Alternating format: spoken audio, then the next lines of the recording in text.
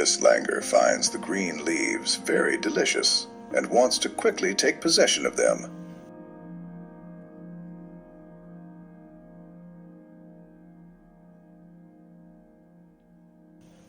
There are about 25 members in this troop, and their boss is a dominant male.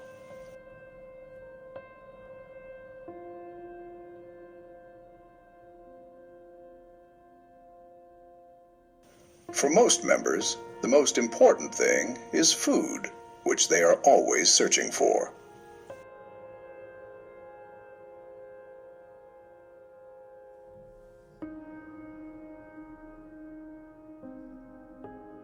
Thankfully, there is no shortage of it in the forests of India, as long as you know where to find it.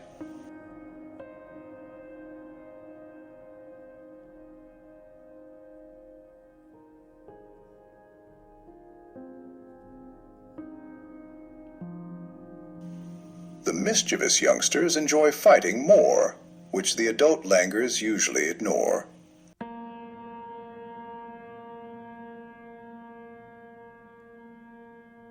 With more than 200 different types of food in their diet, searching for food requires a lot of energy and attention.